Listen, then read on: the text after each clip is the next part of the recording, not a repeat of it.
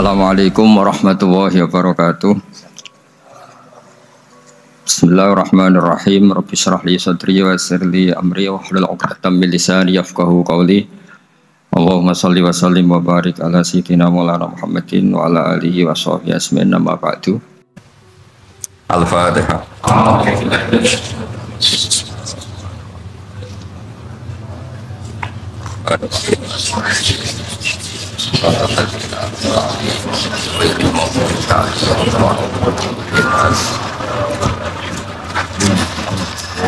Ila hadratin Nabi sallallahu alaihi wasallam subhanahu Muhammad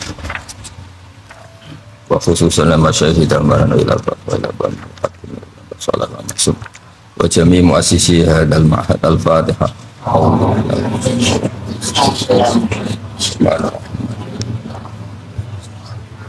Radal ladzina an'amta 'alaihim ghairil maghdubi 'alaihim waladdallin.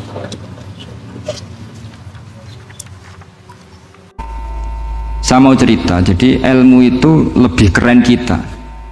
Sehingga Rasulullah Shallallahu Alaihi Wasallam pernah ngendikan, saya ini rindu sekali li ikhwani. Kata Nabi itu ikhwani. Kata sahabat bilang, alasna ikhwana kaya Rasulullah. Bukankah kita ini saudara kamu, saudara engkau ya Rasulullah? Tidak, antum ashabi, kamu itu sahabat saya. Siapa teman-teman kamu itu ya Rasulullah? Yaitu kaumun yang tidak melihat saya, kemudian iman kepada saya. Jadi mereka seperti kita semua di Kudus ini tidak melihat Rasulullah Shallallahu Alaihi Wasallam, tapi iman sama Nabi.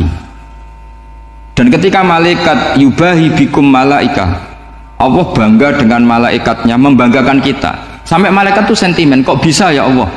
Ya karena tadi kamu iman sama saya wajar, karena kamu melihat surga, melihat neraka, melihat aras. Sementara orang Kudus coba ngelihat apa? Paling simpang 5, apa simpang 7 itu. Tapi imannya nggak kalah dengan malaikat. Kenapa nggak kalah? Karena tadi kita diajarkan bahwa nisbatul isnaini wassalasah wal arba'ah ila ma la nihayatalaha itu sama-sama nisbatul far'i ilal asli. Tetap yang asli adalah angka 1. Jadi nggak mungkin aslu hadhil asya nggak dari Allah itu, nggak mungkin. Tetap dari zat yang satu.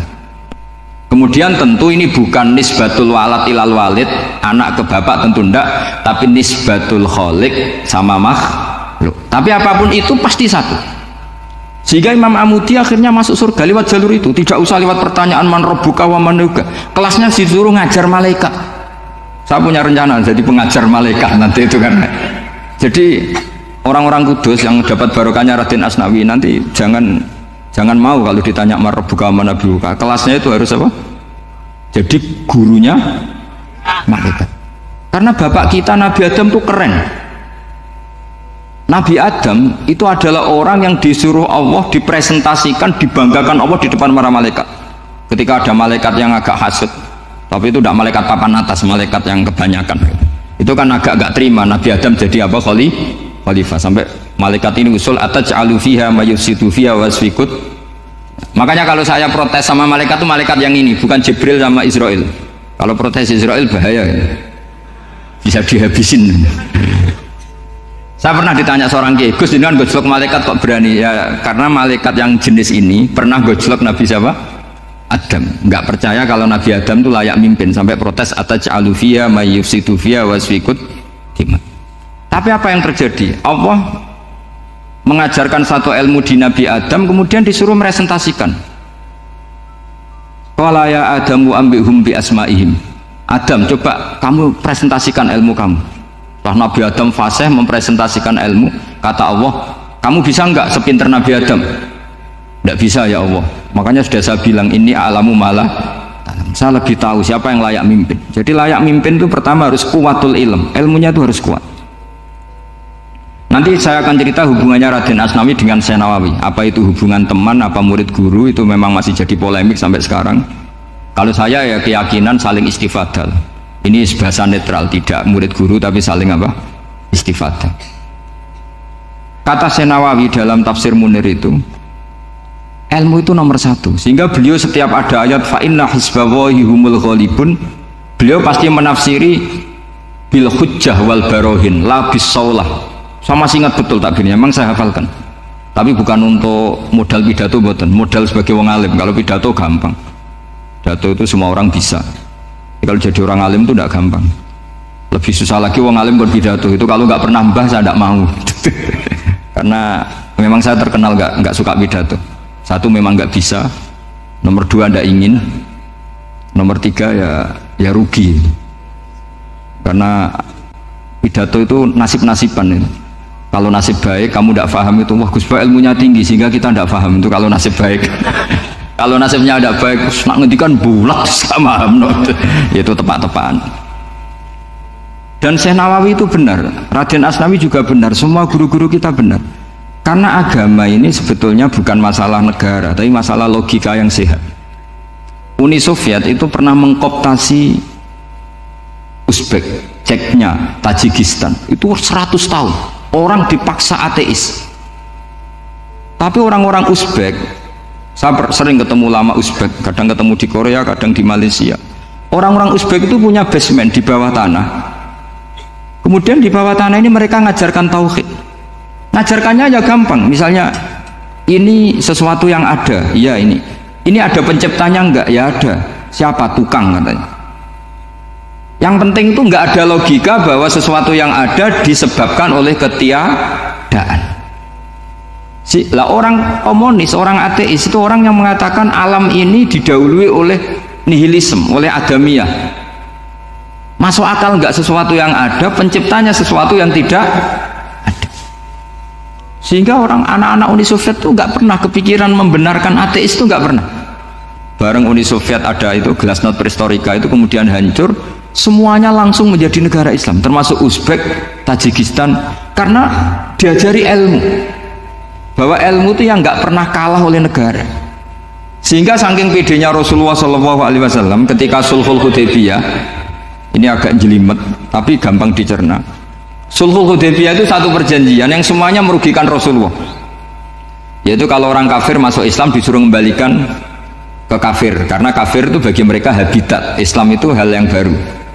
Tapi kalau orang Islam menjadi kafir, nggak boleh kembali Islam, berarti kembali ke habitat. Semua perjanjian itu merugikan. Sampai masyhur Sayyidina Umar protes ke Rasulullah, jenengan masih nabi. Itu kan ekstrim tanya. Jenengan sampai sekarang masih nabi? Ya, saya masih nabi. Kenapa tanya demikian? Karena semua perjanjian merugikan Islam, menguntungkan orang apakah? Kafir. Semua sahabat sebetulnya persis Sayyidina Umar protes, kecuali Abu Bakar. Lama-lama akhirnya di antara perjanjian itu berbunyi begini. Tapi saya minta satu hal. Orang boleh mendiskusikan Islam tanpa tekanan. Itu saja permintaan Nabi. Orang boleh mendiskusikan Islam secara bebas, tidak tertekan.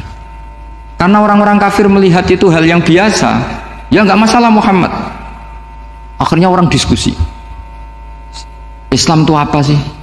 Islam itu orang yang menuhankan Allah. Allah itu siapa? Zat yang menciptakan langit dan bumi.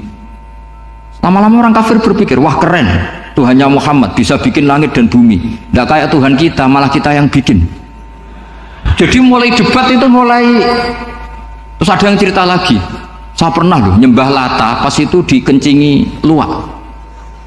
Masa ilahun ya bulu ali sa'laban, masa Tuhan kok dikencingi luwak? Terus yang agak-agak ahli kitab ya diskusi lagi. Wah kayaknya Yesus tidak Tuhan lah. Masa Tuhan kok kelaparan, lemes, wah repot nanti.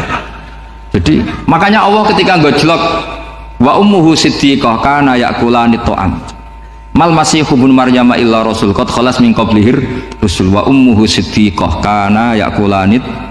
Coba paradok enggak, misalnya kamu didolani Nabi Isa terus ketok lemes, kenapa Tuhan saya agak sakit keroi dulu, kan enggak kebayang itu punya Tuhan yang sakit setelah makan sehat, terus kan enggak kebayang seperti itu.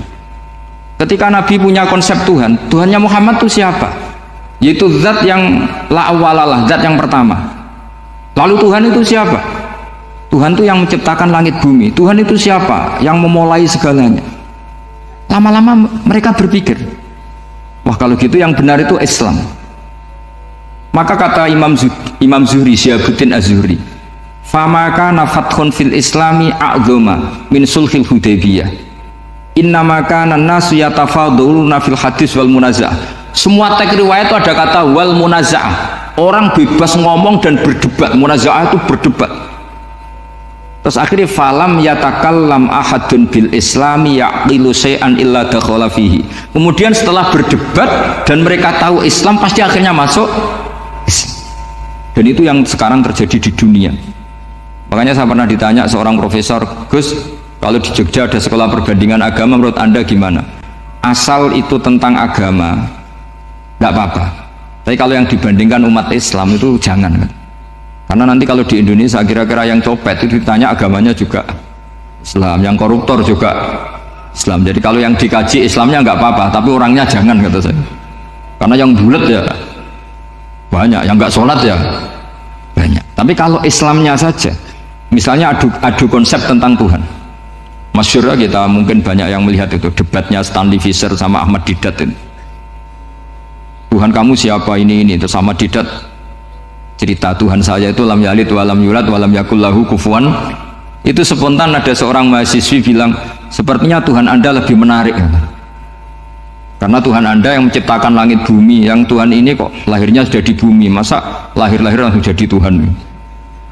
Jadi akhirnya falam yatakallam ahadun bil islami yaqilu syai'an illa dakhala fihi. Sehingga agama ini apa? Agama itu adalah kalimat tauhid. Kalimat itu apa? Logika yang terbangun. Nah, ketika logika itu terbangun, maka disebut yusabbitu wallahu alladzina amanu bil qaulis tsabit fil hayatid dunya wa fil akhirah. Allah itu akan menetapkan satu kaul, satu presentasi ilmiah atau satu kesimpulan ilmiah. Yang kesimpulan itu nyata benarnya. Dan ini akan nyata terus baik di kehidupan dunia maupun kehidupan apa?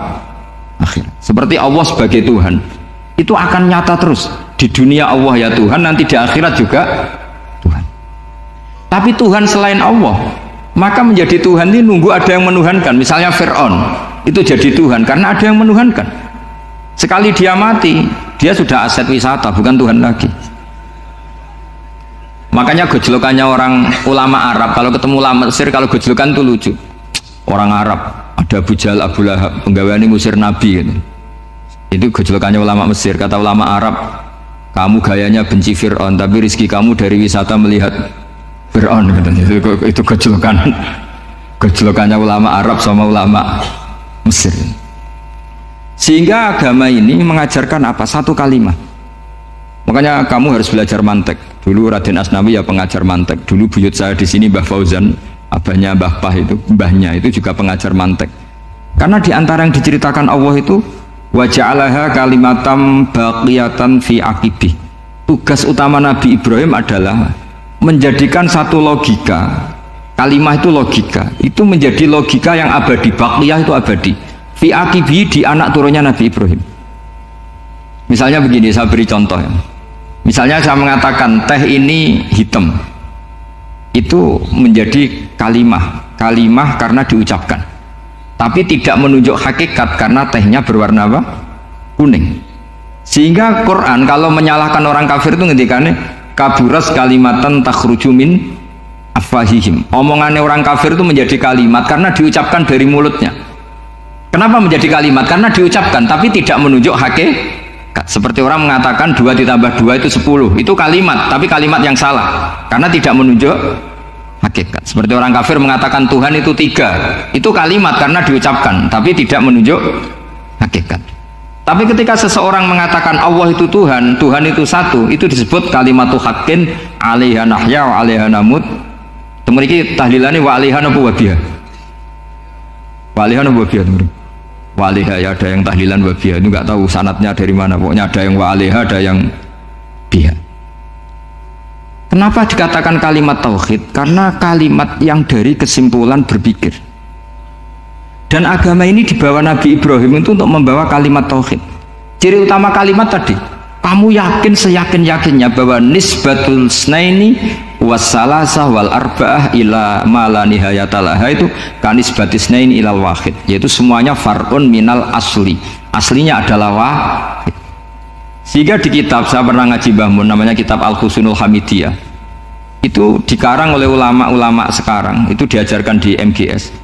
Ini mbah-mbahnya Gus Akil, pendirinya madrasah MGS. Itu ada gambarnya di situ. Di situ ada gambar piramida, ada gambar hewan, ada gambar pohon. Kata yang ngarang gambar sedetail ini, sejelimet ini dimulai dari nuktah wahidah, tetap dimulai dari satu titik, dan ini disebut nuktatil wujud. Jadi orang kudus sebanyak ini tetap dimulai dari satu orang, yaitu Adam. Adam dimulai dari ketiadaan. Lalu siapa al-mujid? Pewujudnya siapa? Hanya Allah Subhanahu wa ta'ala. Sehingga ulama-ulama termasuk Syekh Nawawi itu paling suka ngendikan semua makna Quran dikumpulkan di Fatihah, Fatihah dikumpulkan di Bismillah, Bismillah dikumpulkan di Ba, karena di Ba itu ada titik nukdotil wujud, yaitu disingkat bi kana makana wa bi yakunu ma yakun. Karena saya, kata Allah, semuanya akan ada, dan karena saya yang enggak ada, semuanya suatu saat ada. Disebut nukdotil wujud. Nah, kita meyakini kalau Allah satu itu seyakin-yakinnya, karena nggak mungkin angka nggak dimulai dari angka satu. Begitu juga gambar seapapun jilumete. Misalnya sampean gambar zaman saya kecil, gambar paling favorit itu apa? Kambing bertarung. Itu gambarnya kan susah. Daripada gambar kambing bertarung susah, terus dibikin kotak saja, tembok. Kalau tanya gurunya, gambarnya mana? Di belakang tembok, Bu. Ini itu dulu saya diwarai anak-anak nakal. Jadi semua satu gambar itu disuruh gambar harimau, yang satu disuruh gambar kambing bentrok, yang satu disuruh gambar matahari, semuanya kotak semua. Ini itu, Bu, gambarnya di belakang apa? Tembok. Maka nggak kelihatan kata dia. Jadi gurunya kalah cerdas. Dan guru itu sebenarnya nggak pernah menang, karena murid itu lebih pinter. Itu teman saya dulu kalau ngaji itu, kalau tes itu ngerpek baca, gurunya marah, kamu tes kok baca? Enggak ngerpek, Bu, ini belajar di kelas. Katanya belajar kapan saja, di mana saja. Aduh. Jadi apa ya, orang itu kadang yang salah itu lebih masuk akal kadang-kadang ini. Saya teruskan ya supaya ini dapat barokahnya Raden apa? Asnani. Saya mohon sekali ya, kalimatul haqqin itu harus kamu jaga. Caranya jaga ya tadi. Kalau kamu tidak bisa ilmu mantek, misalnya al-alam mutaghayyir wa kullu mutaghayyir hadis la budda min muhdits, itu kan jelimetan. Pakai saja teori umum bahwa gambar apapun jelimetnya itu dimulai dari satu titik. Karena nggak bisa, nggak dimulai dari satu titik, tidak bisa. Maka alam apapun jumlahnya nggak terhingga, tetap dimulai dari al-wahidul qahar, yaitu satu titik. Yaitu dalam konteks tauhid tentu itu Allah Subhanahu wa ta'ala. Sehingga Nabi Ibrahim itu orang paling sukses bikin waja'alaha kalimatam baqiyatan fi aqibi. Terus Nabi Muhammad begitu, sahabat gitu, sampai kita sekarang diajari ilmu mantek. Ilmu mantek itu logika yang nggak terbantahkan. Karena mau tidak mau. Kata Imam Syafi'i, fa innal uqula muttarratun ila qabulil haq, karena akal akan dipaksa menerima kebenaran. Dan itu yang terjadi di Uni Soviet. Dikooptasi 100 tahun untuk berfaham ateis, dilawan oleh ilmu, tetap menanamkan ilmu tauhid, ilmu mantek. Ketika Uni Soviet secara politik runtuh, semuanya menjadi muslim, termasuk negara-negara yang dulu dikooptasi. Maka kamu tidak usah kecil hati di Indonesia, apapun rusaknya negara ini, asal kita cara bertauhid benar, insya Allah tetap meninggal husnul khotimah, karena sudah janjinya Allah, yusabbitu walladzina amanu bil qaulis tsabit. Sing jelas itu nomor satu tuh al qaulis tsabit. Memang itu logika yang masuk akal. Jadi jangan kira semua orang ditanya amar rabbuka, enggak. Banyak ulama yang enggak ditanya, masyhur itu dalam cerita keramat-keramat. Ada guru tauhid ngajarin tauhid. Setelah ditanya mungkar nakir, Imam Malik datang. Kamu nanya ini, man rabbuka man nabiyuka, kamu tahu ini guru Umul Barohin yang tukang ngaji tauhid. Guru tauhid kok ditanya apa? Tauhid. Malaikatnya nggak jadi tanya. Dan saya percaya cerita-cerita seperti itu karena secara umum itu ala inna auliya Allahi la khaufun alaihim walahum yahzanun lahumul busyra fil hayatid dunya wa fil akhirah. Artinya kalau wali itu kok ditanya mungkar nakir berarti ngalami ketakutan. Karena di situ kan digambarkan mungkar nakir itu sewangar, bawa gudam. Kalau yang tanya nggak bisa dipukul sampai ajur sak walang-walang. Pokoknya ceritanya kan seru seperti itu. Berarti kalau betul begitu terus ayat la khaufun alaihim walahum yahzanun kayak apa? Makanya dalam kitab Nasaihul Ibad itu ada cerita ini. Sampean boleh nggak sependapat dengan saya, tapi semoga nasib sampean nanti digebuki malaikat. Karena orang itu akan mengalami seperti yang dirasakan. Anak indadoni abdibi, saya tidak bayangkan akan mengalami itu. Makanya saya ini ngajar tauhid terus. Paling tidak kalau ditanya marbuka mana buka, sampean tahu profesi saya. Saya ini pengajar tauhid. Dan biji saya 9.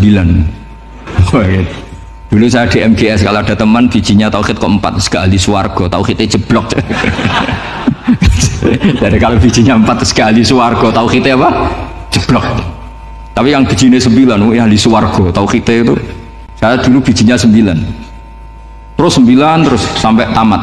Karena nggak ada biji 10. Karena kalau 10 itu kan terlalu sempurna, nggak baik lah manusia kok sempurna gitu. Jadi sudah 9 aja kan gitu. Tapi sebetulnya pantasnya ya dapat 10. Mergo saake, mergo tenan nggak tahu saya. Di Nasaihul Ibad itu ada cerita gini dan saya percaya itu. Di sarahnya itu. Juga di sarah apa itu yang di sarah Syekh Nawawi itu. Pokoknya saya kalau ingat Raden Asnawi pasti ingat Syekh Nawawi. Saya tidak memastikan apa murid guru apa saling istifadah, yang jelas itu teman dekat, teman fil ilm. Sayyidina Ali itu pernah minta kasaf sama Allah. Saya percaya tidak semua orang alami marbuka ditanya itu. Ya Allah, saya minta kasaf itu ngerti alam gaib. Ingin tahu Umar. Jadi diam-diam Sayyidina Ali itu ya mangkal sama Sayyidina. Wong kok kerasingon. Angger wong kok tahu disentak. Jajal wani nyentak malaikat tora itu kata Sayyidina. Jadi dia minta kasaf karena kenangannya dia melihat Umar itu semua orang pernah disentak sama Sayyidina Umar itu. Maka Sayyidina Ali minta kasaf, ya Allah saya ingin melihat Umar menghadapi mungkar nakir. Masih garangkah apa enggak? Itu dah itu tidak minta kasaf. Pas kasaf beliau bangun dari kubur duduk. Dilihat sama Sayyidina Ali ini ngalami kasaf. Sama ndak usah tanya. Enggak wali kok tanya. Ya sudah pokoknya percaya aja. Akhirnya malaikat mungkar nakir datang. Itu di situ digambarkan matanya itu kalkidril mughalla, kayak apa itu panci yang dibakar. Wah, so seru. Sumpah Sayyidina Ali. Baru ini kamu akan takut gitu. Tapi ternyata enggak. Umar bangkit disementak orang tua itu. Kamu tahu menghadapi siapa? Yang sopan. Wah, sontak. Kuwaget malaikatnya itu karena enggak pernah ngalami disentak. Mungkin itu pertama mungkin. Kuwaget. Memangnya kamu siapa? Saya ini teman kekasih Tuhanmu. Saya yang diandalkan temannya sebenarnya bukan dia. Ana sohibu habibillah. Saya ini temannya kekasihnya Allah. Jadi dia mengandalkan temannya sebetulnya bukan mengandalkan dirinya. Oh kamu temannya Nabi Muhammad? Iya saya Umar temannya Nabi Muhammad. Kamu harus hormat sama temannya kekasih Allah. Wah terus mulai itu. Akhirnya matur Allah. Ya Allah, apakah prosedur seperti ini bisa dinego? Terus sama Allah, oh iya katanya, kamu kalau menghadapi kekasih saya jangan seperti itu katanya. Semenjak itu beliau sopan santun, dua mungkar nakir katanya. Jadi ini berita gembira. Jadi sebetulnya itu enggak. Tapi kita ini kan nggak punya nyali nyentak mungkar nakir. Semoga dengan gelar kita doktor tafsir, doktor tauhid gitu, atau paling nggak guru kutsiyah tauhid gitu, atau siswa terbaik dalam materi tauhid itu harus kamu bawa status. Jadi sehingga nanti ini saya ranking 1 tauhid, masa masih ditanya marbuka waman nabiuka. Dan itu menurut saya sah. Sama nggak usah protes takbirin gitu, susah usah takbiran. Pokoknya takbirnya adalah wali-wali itu la khaufun alaihim walahum. Ya, mereka tidak akan mengalami ketakutan baik kehidupan dunia maupun kehidupan akhirat. Bahkan para malaikat itu mengatakan ke wali-wali, nahnu awliyaukum fil hayatid dunya wa fil akhirah. Kita ini teman kamu, saudara kamu, mitra kamu. Masa mitra kok nutui itu kan nggak fair. Dan menurut saya paling efektif itu apa? Kamu harus punya rumus tauhid kayak Imam Amudi menemukan Tuhan. Imam Amudi itu menemukan Allah itu lewat ilmu matematika. Dan itu Allah saking senengnya disuruh ngajari para malaikat. Wa ya malaikati isma'u. Kamu harus mendengar, ini orang alim saya yang ahli matematika. Tapi justru itu ngerti bahwa asal usul alam itu minal wahidil qahar. Dari zat yang satu. Akhirnya Imam Amudi mulai ngajar tuh. Nisbatus naini wassalasa wal arba'ah ila ma nihayatalaha iku kabeh iku far'ul wahid. Akhirnya malaikat mantuk-mantuk. Nah, iman seperti itu akan setingkat keyakinannya dan keakurasiannya sama dengan imannya para malaikat. Makanya Nabi ngendikan tubaliman amanabi walam yaroni. Sebagian riwayat disebut sab amarot. Nabi ngendikan sampai 7 kali. Benar-benar keren orang yang tidak melihat saya kemudian iman kepada apa yang bisa menemukan itu hanya akal. Misalnya contoh paling gampang ya yang dialami para ulama. Ya saya ulang lagi, yang dialami para ulama ketika menemukan ilmu ya yang menjadikan mereka mahabbah Rasulullah Shallallahu Alaihi Wasallam. Nabi itu paling suka itu sholat. Nabi itu paling senang sama sholat. Wa qurratu aini fi sholat. Terus beliau ngendikan as-sholatu imaduddin. Terus beliau kalau muji sholat itu sundul langit. Sampai beliau kalau banyak masalah itu bilang ke Bilal, arikhna ya Bilal, saya kasih istirahat. Itu maknanya mau sholat. Semuanya sholat. Pertanyaannya adalah, apakah mungkin seorang raja yang ambisi jadi raja kemudian yang dikampanyakan adalah orang supaya sholat? Tentu kalau Nabi seorang raja, beliau akan kampanye gimana, narik upeti kayak apa, narik pajak kayak apa biar Nabi kaya. Enggak.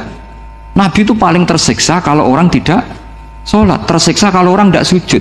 Loh, kalau beliau seorang raja ngapain mempopulerkan sholat? Maka makna sholat imaduddin adalah sholat itu tiang agama. Maknanya tiang agama, kamu akan tahu betul kalau dia seorang nabi. Karena apa? Yang diajarkan adalah sholat. Loh, coba untungnya apa bagi Nabi Muhammad ketika umat Islam sholat? Kan tidak ada untungnya sama sekali. Justru itu kelihatan kalau dakwah beliau itu dakwatul haq, mengajak kebenar. Loh, wong kok kampanyenya kon sholat, mestinya nak kepengen sugih kan kon bayar pajak, upeti. Tapi enggak, Nabi itu ngajarkan apa? Orang supaya sholat. Dan ini diimplementasikan sama Raden Asnawi. Beliau ngarang pesolatan. Orang sealim itu yang dikarang pesolatan. Makanya saya itu kagum. Saya saksinya banyak. Tanya murid-murid saya. Saya kalau beli pesolatan, saya kerdus. Saya kirim ke Korea, terus ke pedalaman-pedalaman itu. Karena saya butuh pesolatan. Bahwa orientasi kita itu sholat. Sehingga wali-wali itu dulu, saya berkali-kali cerita kalau ngaji. Wali-wali dulu itu kalau ditawarin Allah masuk surga itu tanyanya satu. Ya Allah, di surga ada sholat enggak? Kalau enggak ada, saya enggak mau. Kalau sampean pasti enggak tanya gitu. Pasti itu sudah ada. Sampean malah gini, enak mlebu swarga ora usah salat mesti gitu. sudah lama sekali nganggap salat itu problem. Dan itu berat masuk surga kalau begitu terus, itu berat. Itu pertanyaannya gitu. Karena alam rohani kita, saya ulang lagi, alam rohani kita itu tidak kebayang kalau kita hanya nyuwun sewu nikmati secara seksual, secara biologis. Makanya ada ulama ditanya, kenapa sholat itu lebih indah ketimbang nikmat al-wiqa, misalnya nikmatnya hubungan biologis? Jawabnya ulama itu gini, lucu, jawabannya sederhana. Nikmatnya kamu punya anak itu apa? Jawabnya ulama itu lucu. Kalau sakit dia sembuh, kalau hilang dia datang. Saya ulang lagi ya, kalau sakit dia sembuh, kalau hilang dia datang. Sekarang orang tua yang punya anak sakit koma di UGD atau di emergency, itu senangnya tuh mengalahkan kesenangan apa saja. Kira-kira orang yang berhubungan intim atau yang hubungan biologis dengan orang yang sedang anaknya sembuh dari koma, senangnya senang mana? Senang yang melihat anaknya sembuh dari koma. Senikmat apapun hubungan biologis, senang anaknya yang hilang ketemu. Nah, kalau anak ketemu saja orang seseneng itu, apalagi kita di surga. Ketemu zat yang lama kita sembah, yang lama kita rindukan, yang lama kita rindu, kemudian ketemu di surga, maka tidak ada artinya surga tanpa melihat Allah Subhanahu wa Ta'ala. Memang harus dijelaskan secara rohani. Akhirnya orang ngerti bahwa nikmat tertinggi di surga adalah melihat Allah Subhanahu wa Ta'ala. Karena kalau anak-anak muda mungkin protes, ya enggak, ya enak kumpul sama widadari gini-gini. Wah, itu kan yang trauma bojone jelek gitu. Wah, itu yang bojone jelek mesti kesusu masuk surga karena itu sudah jelek, cerewet, nggak mati-mati kan gitu. Terus dia ingin masuk surga mesti niate welek, mesti pikiran pertama itu kumpul widadari. Tapi ada ulama yang bikin analogi tadi, misalnya istri kamu cantik, kemudian anak kamu sakit, koma. Hubungan dengan istri sama dengar berita anak kamu sembuh, seneng mana? Seneng anak sembuh. Sama anak yang hilang, seneng mana? Anak yang hilang ketemu. Maka terus ulama bisa menjelaskan itu. Kalau orang ketemu anaknya seseneng itu, apalagi ini ketemu Tuhannya yang bertahun-tahun disembah, kemudian tidak pernah melihat. Di surga itu nanti kita melihat Allah Subhanahu. Makanya Allah begitu bangganya mempromosikan surga. Surga itu apa? Surga itu wujuhu yauma idzin nadhirah ila rabbiha nadhirah, yaitu wajah-wajah berseri-seri dan melihat Allah. Itu tanpa dijelaskan seperti ini Anda akan janggal, enaknya di mana? Tapi setelah dijelaskan detail gini oleh ulama, maka kita akan tahu An-ni'matul uzma sing enggak ada perbandingannya adalah nikmat masuk apa? Surga karena melihat Allah Subhanahu wa ta'ala.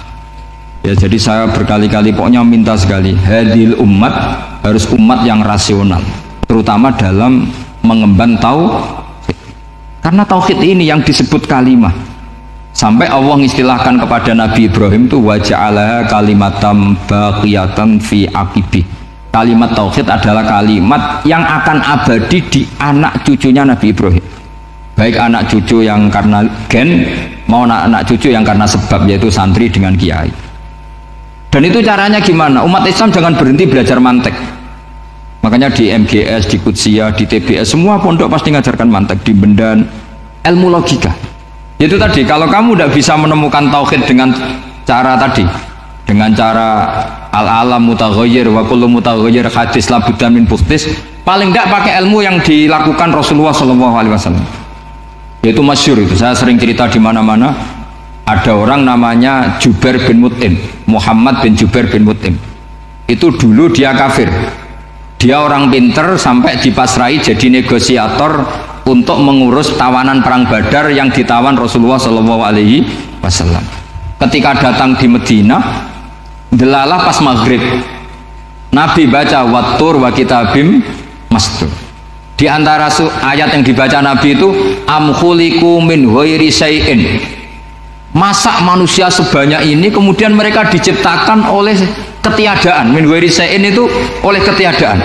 Masa alam raya yang wujud ini, alam raya yang punya eksistensi ini kemudian penciptanya adalah ketiadaan. Padahal wal adamu la yakhluqu wa la yu'assiru wa la kadza wa kadza. Tentu sesuatu yang tidak ada itu tidak bisa dikatakan sebagai pencipta. Wong nggak ada, jadi faktor saja nggak mungkin, apalagi jadi pencipta. Itu Nabi habis sholat langsung beliau sungkeman, ya Muhammad, saat ini juga saya iman.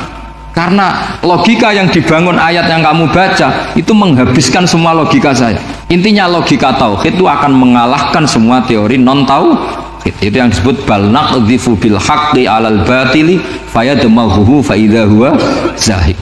Kebenaran tauhid itu akan menghancurkan kekuatan apa saja.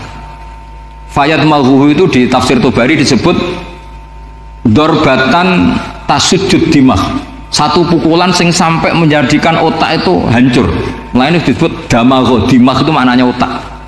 Maka kamu jangan khawatir kalau Islam didiskusikan di Uni Soviet, didiskusikan di Kanada, didiskusikan di Korea, pasti kalimat tauhid akan mengalahkan kalimatul batil. Pasti ja'al haqqu wa zahaqal batil, innal batila kana zahuq.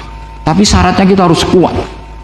Makanya saya ini senang sekali yang namanya ngaji, itu saya senang. Karena saya tadi bercita-cita ingin jadi dosen setelah mati. Karena di dunia sudah tidak jadi apa? Dosen. Saya ingin seperti Imam Amudi.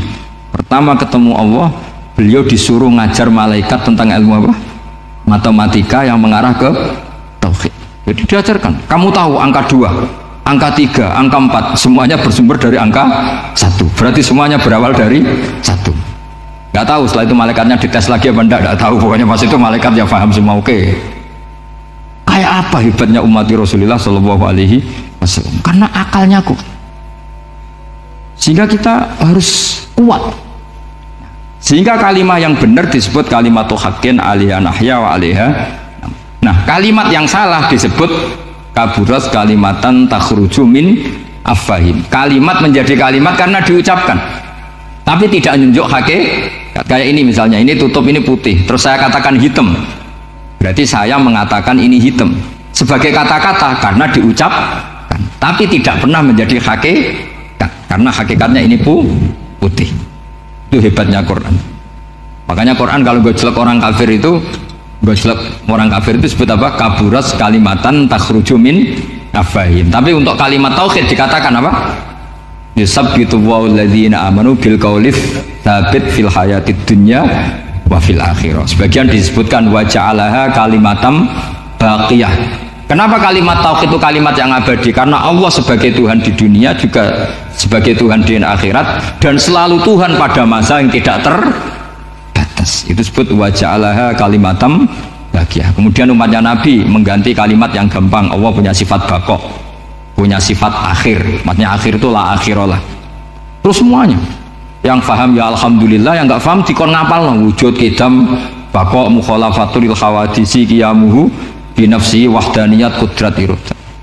Wes paham. Lah kok sing rada alim terus roh bedane iki sifat ma'ani iki maknawiyah. Cara Mu'tazilah ngene, cara ahli sunnah ngene. Wah itu sudah kejimeten baca. Sementing pokoknya wujud kidam. Nah, kenapa yang pertama yang disebut wujud? Karena yang membedakan kita dengan faham ateisme itu ya sifat wujud, yaitu mereka mengatakan alam raya ini dimulai dari ketiadaan. Wah itu akal mana saja itu nggak bisa nerima, masa ketiadaan menciptakan sesuatu yang ada. Maka kata Ibnu Hajar al-Asqalani ketika mentafsirkan mensarai hadis salasun mangkunna fihi wajata halawatal iman, 3 hal ini kalau kamu faham maka menemukan manisnya iman. Manis itu enak. Terus kata Ibnu Hajar al-Asqalani, masih ingat betul dalam sarahnya Fathul Bari, wa yusamma inda ahlil aql, misalnya al-iltizat al-aqli. Agama ini mengajarkan kenyamanan cara berpikir. Coba kalau sampean seorang doktor atau seorang profesor atau seorang pinter, kemudian kamu dipaksa mengimani bahwa alam ini diciptakan oleh ketiadaan, itu bisa tidur gak? Oh, udah bisa tidur. Sampean misalnya orang pinter, dididik di kampus atau dididik di pondok, alam ini yang wujud, yang menciptakan itu sesuatu yang tidak wujud, kamu bisa tidur tidak kira-kira? Ini guru apa? Ini sarap ini. Mosok hadil maujudat khalaqahal adam, sesuatu yang wujud diciptakan ketiadaan. Tapi agama ini membawa sesuatu yang menyenangkan untuk akal, yaitu hadhil maujudat khalaqaha wajibul wujud. Maujudat yang wujud ini diciptakan super maujud, yaitu oleh bahasa pondok disebut wajibul wujud. Kan terus seneng, wajar dong kalau sesuatu yang ada diciptakan oleh yang ada. Nah tentu ada pencipta, terus ada super, disebut wajibul wujud. Kan terus enak. Nah itu kata Ibnu Hajar al-Asqalani disebut wajada halawatal iman. Sehingga kita tidak usah khawatir. Makanya saya itu termasuk orang yang nggak khawatir. Apapun rusaknya dunia ini, kacaunya dunia ini akan kalah dengan kalimatut tauhid. Karena kalimat ini ketemu apa saja pasti menghancurkan. Yaitu disebut bal naqdhifu bil haqqi 'alal batil fayadmaghuhu fa idza huwa zahid. Kalimat hak ini akan menabrak apa saja. Dan yang ditabrak pasti hancur. Makanya sampai tidak usah khawatir misalnya ada negara ateis di Cina, di Korea. Kita yakin asal yang diteliti itu agama Islam pasti menang. Nah yang susah kalau yang diteliti orang Islam, itu susah karena yang copet kadang-kadang ya umat, apalagi di negara yang mayoritas muslim, nanti copetnya, premannya, koruptornya semuanya beragama Islam. Makanya kita hanya punya pilihan dua itu, umat Islam dan Islam yang kumat itu dok. Kalau tidak umat Islam ya Islam yang kumat. Tapi kalau kalimat tauhid itu kalimat yang aman, tak jamin 100%. Sehingga saya itu kalau ditanya Profesor Pak Bak, kalau suatu saat Indonesia jadi negara yang sangat terbuka, kemudian ada sekolah perbandingan agama, menurut Anda prospek Islam gimana?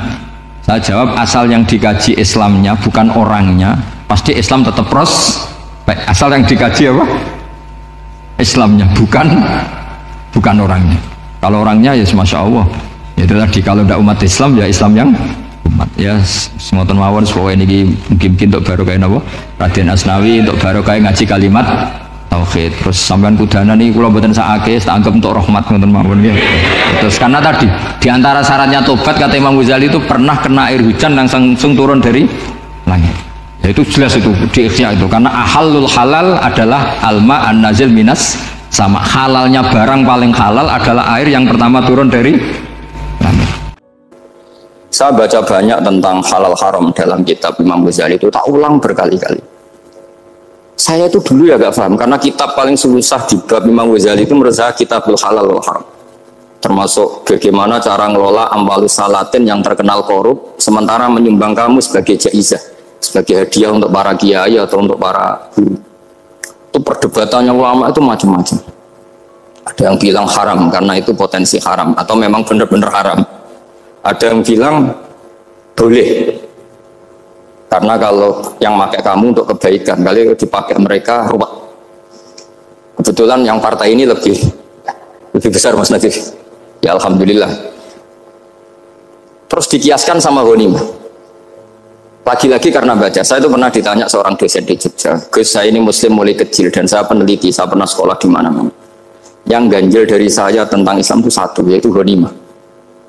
Kok kayak Islam tuh rampok gitu ya, perang sudah orang kafir tuh kalah, hartanya diambil gini-gini.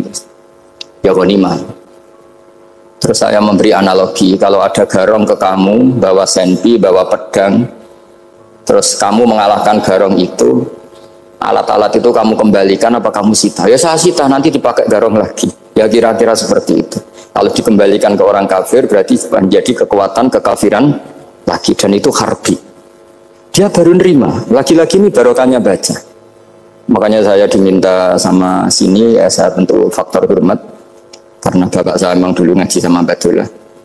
Mbak saya itu terkenal wali, yang bapaknya bapak. Itu kalau kesini Nyifati Mbak Dola satu. Nur Risido mondok gini itu nggak apa-apa. Pondok elek lah, kiaimu wali. Zaman itu bapak itu di kamar kursi ya masih ada kakinya. Saya dulu sering dijak ke sini sama bapak. Jadi bahasa itu terkenal wali dulu. Jadi bahasa itu tirakat terus sampai kapundhut itu poso terus. Kebetulan cucunya agak niru.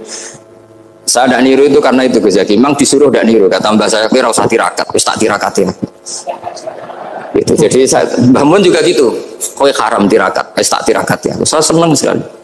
Tapi tua-tua kok mikir butuh. Nah, terus nirakati butuhku sopo. Jadi mulai jadi kiai betul Mas Nadif, saya ini sudah mulai mikir butuh. Karena saya ini termasuk orang yang kecelok alim yang nggak banyak orang menghormati karena sudah diramal sama mbah-mbah. Di dulu mbah saya Mbah Nur Sam itu kakak saya itu SMP SMA, kakak saya yang kedua juga SMP SMA. Mbah saya itu Mbah Nur Sam itu yang nganterkan bapak ketika mondok sini itu, yang ikrar karo Bajulah wali Mbah Nur Sam, ahli tirakat, ahli puasa.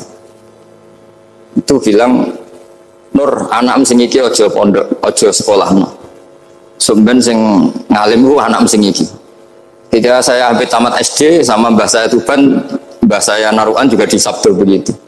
Singkat cerita sama Mondok Sarang. Mondok Sarang pertama langsung dikenal kamu, wong anak kiai jadi langsung dikenal. Didoni macam-macam terus jadi wong alim juga ada yang ngelem. Biasa aja untuk dengan yang sepuh-sepuh. Ya sebenarnya saya agak kecewa ya, saya inginnya kan dianggap prestasi gitu, ternyata dianggap doanya orang-orang sepuh.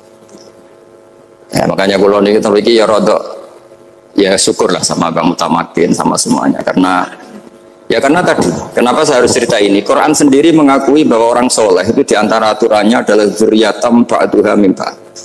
Meskipun Allah bisa bikin orang soleh dari mana saja, tapi yang legitimit itu memang dzurriyyatam ba'duha min ba'd. Dan kata dzurriyyah itu tasmalu auladal inas, kata Ibnu Hajar al-Asqalani, memasukkan turunan yang dari ibu. Meskipun tentu secara wali nikah atau secara disiplin nasab dari ibu itu tidak ngefek.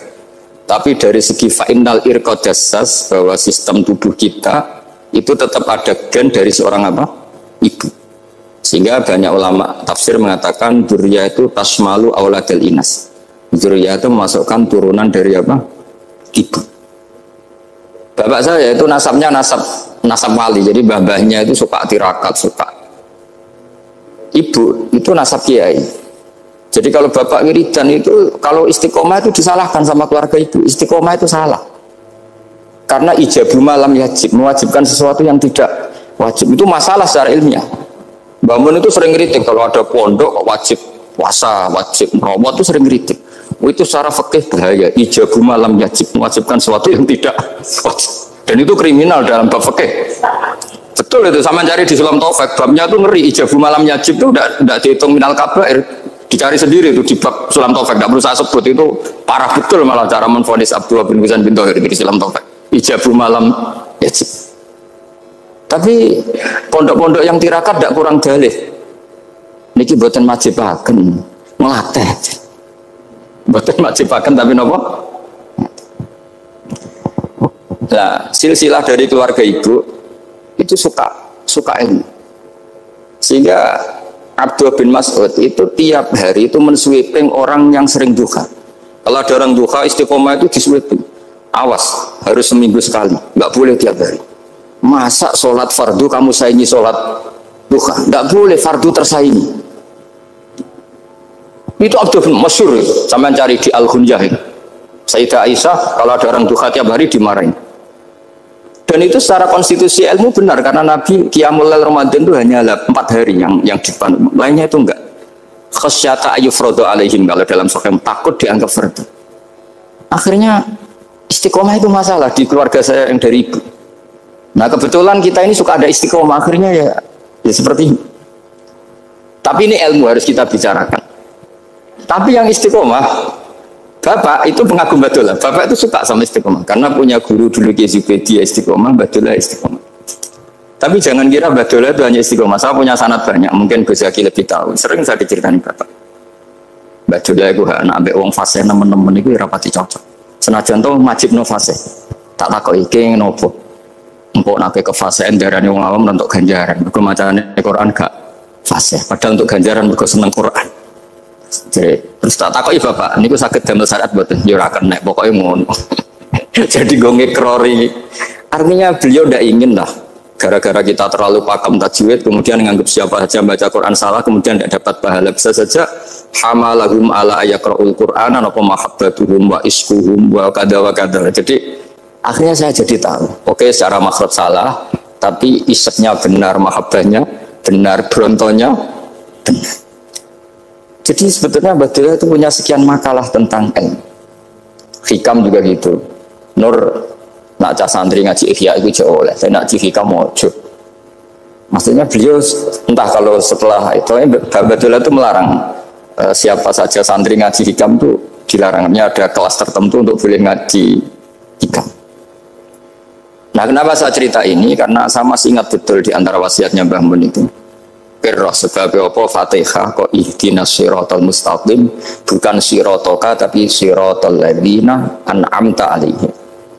Dawe Mbah Mun fa inna Allah taala la yaqul wa la yashrab wa la yanqih wa la kadza wa kadza. Allah itu tidak makan, tidak minum, tidak tidur. Sehingga kita tidak bisa niru Allah. Tapi yang makan tidur itu manusia. Sehingga kalau ingin dekat Allah ya niru siratal ladzina, bukan siratoka. Kita cara tidur niru Kanjeng Nabi, niru ulama, cara makan, cara minum, niru Allah tidak bisa. Makanya enggak, bukan ihdinas siratal mustaqim siratoka tapi siratal ladzina an'amta. Maka dalam beragama itu butuh master, butuh panutan. Ya tentu Mbah Mun oleh ngendikan pakai lurut orang-orang kuno. Cara Mbah Mun pakai cantolan. Maka saya punya makalah banyak dari Bapak, dari Mbah Mun, dari Mbah Zubair, dari sampai saya itu hafal sanad sampai Rasulullah SAW. Karena yang bisa mengawal ilmu itu sanad. Termasuk saya di sini bawa kitab Ar-Risalah Al-Qusairiyah. Nanti saya baca beberapa panutan kita. Di sini ada Abdul Qasim Al-Junaidi, ada Abu Yazid Al-Bustami, ada banyak ulama yang ditulis Ar-Risalah Al-Qusairiyah. Dan itu yang membentuk Imam Ghazali, kitab Ar-Risalah Al-Qusairiyah. Tapi sekarang kita ini tidak belajar lagi tentang tasawuf. Tasawuf itu Abdul Qasim Al-Junaidi jadi wali itu bukan wiridannya terlalu banyak, enggak. Beliau pernah bikin satu kalimat yang menjadikan Allah itu ridho. Kalimatnya begini, kalau malam beliau wiridan gini, ya Allah, kenapa engkau ngasih rezeki saya, padahal engkau tidak butuh saya. Kalimatnya sederhana. Kalau seorang majikan ngasih servis sama karyawannya, memang butuh pekerjaannya. Orang tua ke anak butuh kasih sayangnya. Tapi engkau ini zat yang tidak butuh saya, tidak butuh kita, ngapain ngasih? Jadi punya sisi betapa Allah itu luar biasa, Allah tidak butuh kok. Ngasih itu kan luar biasa. Jadi karena mensifati seperti itu Allah itu ridho. Itu luar biasa. Normalnya orang memberi itu kan, apalagi orang memberi kiai itu kacau sekali. 1.000 jaluk swarga. Salam template 1 juta aja jaluk loh. Swarga itu parah lagi. Nanti kalau nggak masuk surga tunda-tunda. Itu ngeri lagi itu 1 juta minta apa? Surga. Sayyidina Ali itu diantara sebabnya beliau dekat Allah itu karena muamalahnya sama Allah itu benar. Di antara muamalah itu yang diriwayatkan di kitab Ar-Risalah Al-Qusairiyah adalah masyhur itu. Kafani izzan antakuna li rabban wa kafani fakhran an akuna laka abdan. Tiap malam dia beritanya itu, ya Allah, saya sungguh sangat mulia karena engkau yang jadi Tuhan. Coba kalau saya dituhani manusia yang mati atau dituhani siapa yang mati juga. Wa kafani fakhron an akuna laka abdan. Saya ini bangga sekali karena jadi budak, jadi hamba zat yang tidak mati. Jadi pakem-pakem yang menjadi masyrab kalau dalam bahasa tasawuf itu yang menjadikan wali. Sehingga yang dikatakan ibadah itu apa? Ma'rifatullah. mengenali Allah secara benar. Jadi jangan kira wali-wali dulu terus terlalu istiqomah, ada juga. Mereka punya pakem yang menjadikan Allah itu ridho. Saya beri contoh nih, di sini banyak makalah, nanti saya beberapa baca tabarut. Banyak riwayat dari orang-orang sufi. Nabi Ibrahim itu pernah ketemu orang Majusi. Beliau terkenal sakhok, terkenal sakhiyat. Ketika ketemu orang Majusi, ya Ibrahim, saya ini sehari saja ngasih makan saya. Kamu kan tukang ngasih makan orang. Terus ya tapi bisyarti antus lima, kamu harus Islam. Fikihnya Nabi Ibrahim adalah kalau saya menolong dia berarti nolong orang kafir. Setelah orang itu lewat berlalu, karena Nabi Ibrahim nggak mau hormat, Allah memberi wahyu ke Nabi Ibrahim. Kenapa ya Ibrahim tidak kamu terima 1 hari, kamu kasih makan 1 hari? Ya karena dia Majusi. Kata Allah, dia umurnya berapa? 60 tahun. Tanyakan, pernah kelaparan kan hanya hari ini? Iya ya Allah. 60 tahun dia kafir tak kasih makan. Minta kamu sehari aja kok nggak boleh. Akhirnya Nabi Ibrahim dipanggil orang Majusi, dikejar dipanggil. Ayo tak kasih makan 1 hari. Kok kamu sekarang jadi baik? Habis ditegur Tuhan. Terus kata, ahakada yu'amiluni, apa seperti itu Tuhan mengu'alamalai saya? Ya na'am. Akhirnya Islam orang Majusi. Jadi itu lagi-lagi ilmu. Jadi yang dikatakan ilmu itu satu teori atau kalimat atau apa saja yang menjadikan kita ini pakem. Meskipun pakem itu kadang sulit diterima orang-orang khusyuk. Orang khusyuk itu ya nyun sewu ada sisi nakalnya. Makanya Mbah Mun sering kayak jargon masyhur, zada khusyuan, zada jalan, tambah khusyuk tambah bodoh. Bukan bodoh dengan makna salah itu enggak. Memang kadang terus anti ilmu. Misalnya gini, ini contoh yang karena saya ini mengkhidmati ilmu, saya beri contoh yang urusan ilmu. Ada orang sujud diinjek orang fasik, kepalanya diinjek orang fasik. Terus si orang yang sujud tadi ini ada di Sahih Muslim, juga ada di Ihya. Wallahi la yaghfirullahu laka, pakai sumpah, wallahi la yaghfirullahu laka. Allah langsung mewahyukan ke Nabi fi hadzal zaman, fi tilka zaman atau fi dzalika zaman.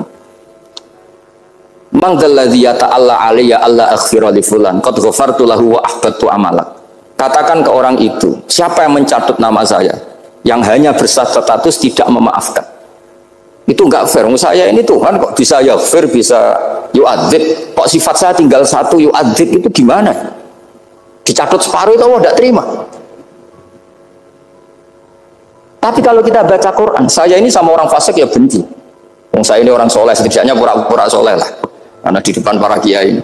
Tapi mau tidak mau, ketika Allah mensifati dirinya tentang orang munafik gimana? Wa yu'adzibal munafiqina in sya'a au jatuh. Ini cocok tidak cocok, potensi memberi tobat itu ada.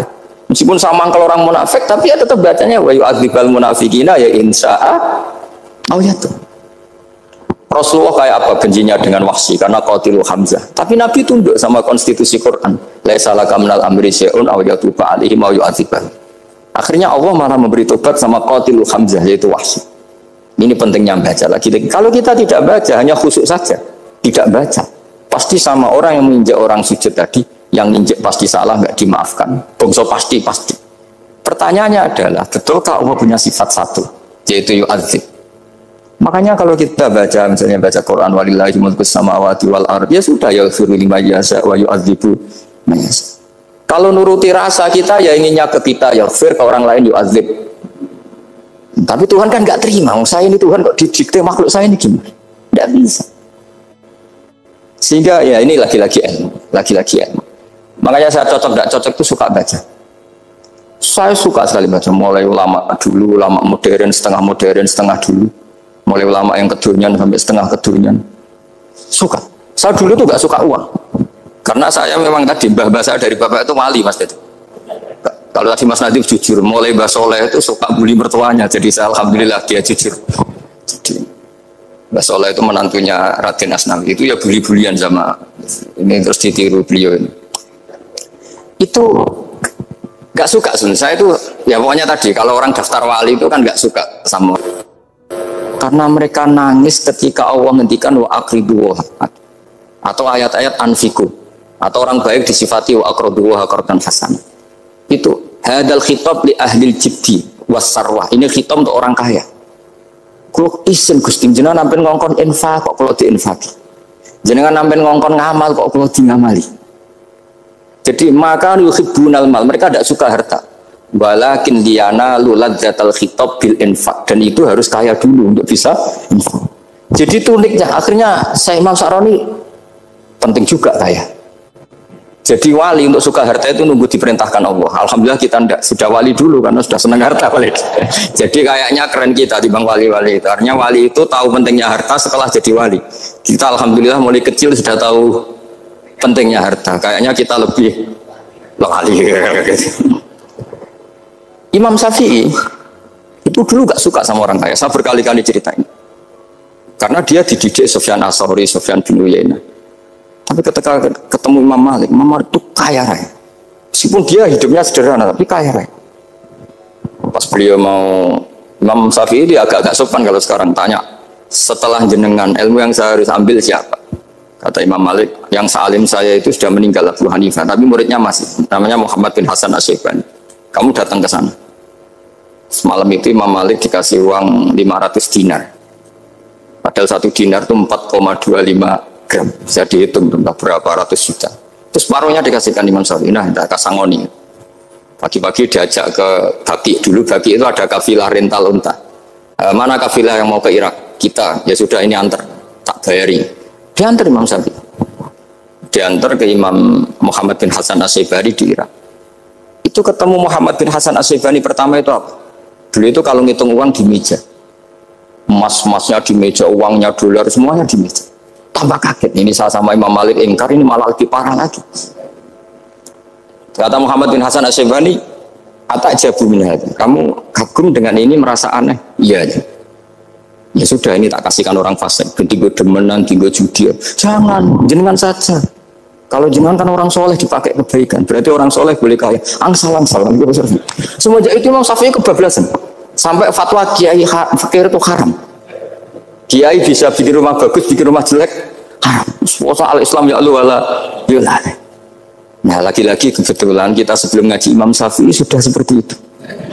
Jadi ini justifikasi.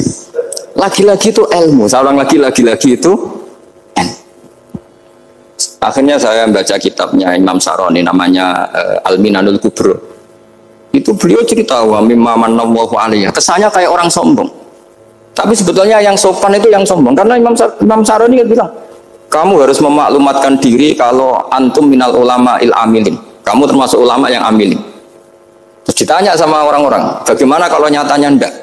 Kamu tadi subuh sholat, ya saya sholat. Kamu tadi zuhur sholat, ya saya sholat.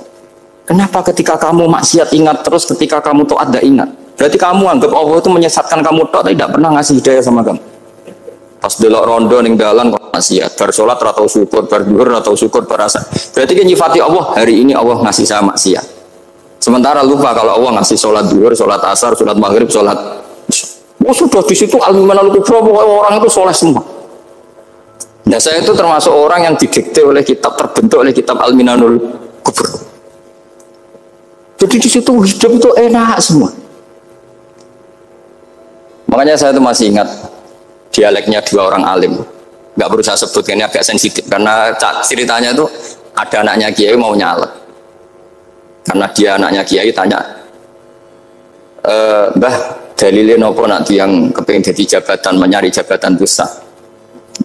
Kalau yang jawab tak sebut nggak apa-apa namanya, jawabnya Mbah Mun oleh nggak apa-apa. Nabi Yusuf juga boleh jabatan, terus beliau baca qalat ani ala khuzainil ardi ini khafifun alim. Nabi Yusuf juga boleh jabatan ya. Didebat sama orang alim. Itu Nabi Yusuf syariatnya itu mansukhah bi syariati Rasulullah Muhammad SAW. Setelah tamunya pulang, Mbah Mun dibantah gitu dari Mbah Mun gini bilang, anut kiai wae oleh apa meneh anut nabi. Sama ingat kalimat itu. Anut kiai wae oleh apa meneh anut. Artinya Nabi Yusuf kan minta jabatan ij'alni ala khuzainil ard. Jadi akhirnya semenjak itu fikih-fikih ilmu tadi saya ulang lagi. Akhirnya saya cari, termasuk saya disuruh bangun. Saya golekno dalile nak wong soleh kok oleh jabat. Atengku, wong dalil kok diorder saya sempat. Ternyata saya cari-cari ya tadi am yahsudunan nasa alama atahum wa min fadlillah faqad ataina ala Ibrahim alkitab wal hikmata wa atainahum mulkan azim. keluarga Nabi Ibrahim di antara sifat yang disebutkan Allah adalah dikasih mulkan azim. Sebab itu akhirnya kiai Indonesia itu mazhabnya Safiyah semua. Politik ya kerso, jabat ya kerso, proposal ya kerso. Saya ini, maksud saya ini yang menyelamatkan ilmu. Kalau orang khusyuk pasti gedeng. Kiai kok kirim proposal, kiai kok para pejabat. Tapi orang ilmu setuju. Nah saya nggak tahu setujunya itu bawaan ilmu apa bawaan nafsu tadi itu yang mulai saya data. Nah kalau saya kan bawaan ilmu saya baca. Itu bedanya saya dengan Mas Nadif jadi bawaan baca. Karena kemarin saya dibully habis-habisan di Kudus. Saya tidak punya kesempatan bicara di menantunya Neng Mu'ah. Wah ini kurang ajar betul orang ini kata saya. Tapi saya nyari sisi positifnya. Kalau saya dibully kan saya madlum. Orang madlum gampang jadi wali. Yang dia bully berarti zalim ya sudah berarti wali saya. Nah supaya dia juga wali sekarang tak bully supaya impas gitu. Jadi ini nolong beliau. Jadi saya 22 hari itu kalau habis subuh ke rumah sakit, tapi kalau asar pulang ngajar, ya begitu terus. Karena mbah-mbah saya itu sukanya ilmu, Masya Allah. Karena ilmu itu penting.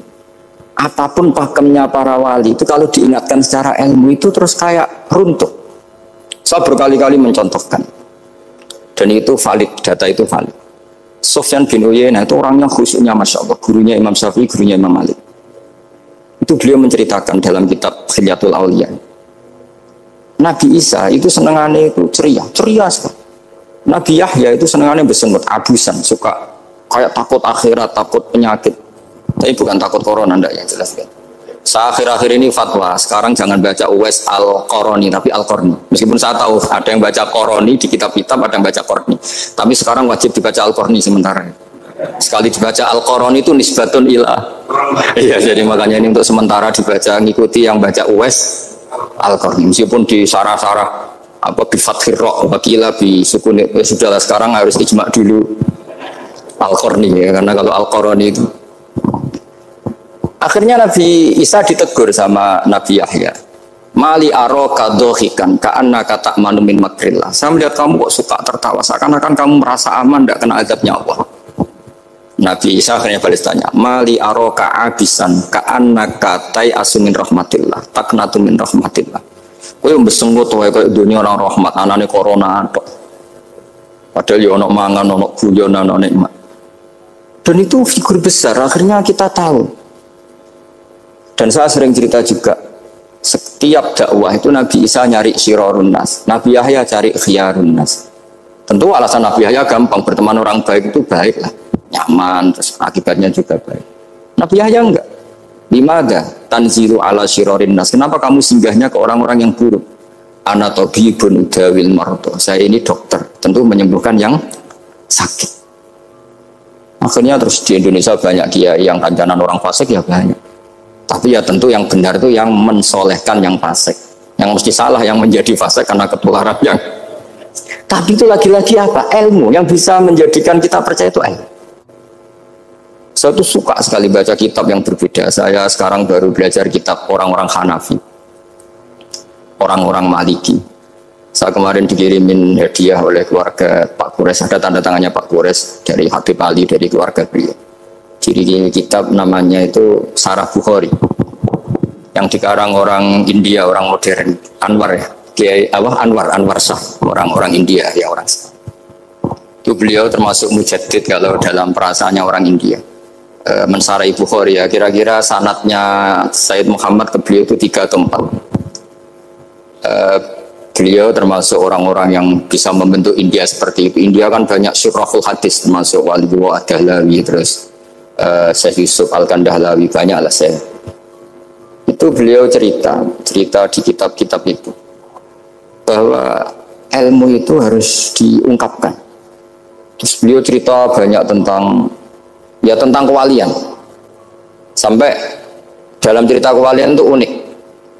Dan terus kayak jadi wali itu gampang sekali. Ya di antaranya itu wali itu mau modal rasido. Sab'atun yudhilluhum wa fi dhillihi wa ma la dhilla illa dhilluh. Itu di antaranya itu wa rajulun da'athu imra'atun datu jamalin wa mansibin faqala inni akhafu. Mau modal gak sido. Wis dijak wong ayu menarik muni ra gelem. Modal ra gelem iku iso dadi wah. Iku yuzilluhum wa fi dhillihi yauma la dhilla. Ya. Nah, masalah kita ora digelemi lah itu masalah. Itu sang. Jadi gampang sekali dalam kitab Al-Minanul Kubra. Dan kalau baca itu enak. Misalnya gini. Tentu masa lalu kita yang buruk itu tidak diceritakan orang lain. Dan itu kadang karena gengsi. Tapi kalau melihat hadisnya Nabi itu gampang sekali. Kullu ummati mu'afan ilal mujahirin. Umatku semua itu dimaafkan kecuali yang memperlihatkan salahnya dosanya. Jadi nggak boleh kalau sampean sekolah nggak naik kelas cerita anaknya. Kalau saat dulu nggak naik kelas, kalau punya utang koperasi nggak pernah bayar, nggak boleh cerita seperti itu. Kalau ditanya bapak dulu pinter nggak? Oh pinter sekali. Harus bilang gitu, pinter sekali. Pernah ranking sekali sudah nggak apa-apa itu. Meskipun dengan makna yang lugawi ya. Saya dulu iskal. Kan Nyon Sewu saya ini sering diparani orang yang mau tobat tercerita. Saya dulu sering main perempuan, sering mabuk, tapi sekarang saya mau tobat gini-gini. Karena ini orang awam, tak terima. Tapi saya bilang gini, kamu jangan cerita ke anak kamu. Terus dia cerita, tapi kan saya harus jujur. Karena ilmunya dia baru, kalau jujur itu penting gitu. Terus Pak, pokoknya menurut kula ora oleh cerita, pokoknya ora oleh cerita. Ya guys, oke. Setelah itu saya nyari-nyari sarah, termasuk kitab itu. Kok bisa orang yang tidak mujahirin, orang yang menutupi salahnya malah dimaafkan, yang cerita jujur pernah salah malah tidak. Sangat bener. Misalnya seorang bapak cerita, "Cung aku dhisik nak pacaran tak ambung." Misalnya, anaknya mesti suatu saat kan dia puber. Mesti nak ngambung niru bapak. Nah, kalau yang cerita itu ribuan atau jutaan. Cung aku zaman yang pondok itu rezekiku kombodoni. Kan terus jadi syariatun mutabah. Apalagi yang cerita ini ternyata jadi kiai, ternyata gitu ya tetap jadi kiai. Jadi kalau pura-pura soleh di rumah pura-pura soleh, seakan-akan di pondok tidak pernah khotbah, tidak pernah setor meluntir, tidak pernah apa kan? Katanya, lalu lucunya, oke itu alasan. Alasannya Imam Ghazali itu paling masuk akal. Ini saya cerita. Ila aliman barokahnya baca Imam Ghazali. Fa inna wa ta'ala yakrohu zuhurul ma'asi. Wa min asbabi zuhur adalah al-mujahar. Karena Allah itu gak suka maksiat itu begitu kelihatan. Dan awal dari kelihatannya maksiat adalah semua orang cerita. Akhirnya maksiat dianggap biasa saja. Jadi kalau semua orang cerita zaman mondok nakal itu akhirnya semua orang yang nakal, oh itu niru kiai ini karena ini niru kiai. Kan repot. Tapi kalau semua kiai sok suci atau suci betul, dan semoga ya suci betul, kan yang maksiat yang mau maksiat ini nggak punya alasan karena masternya nggak pernah maksiat. Meskipun sebagian yang seudon nggak pernah konangan, nggak tahu pokoknya yang penting seperti itu. Itu hebatnya konsepnya. Saya dulu ya iskal loh. Kok? Ya tadi kullu ummati mu'afan illal mujahirin. Saya dulu iskal kan.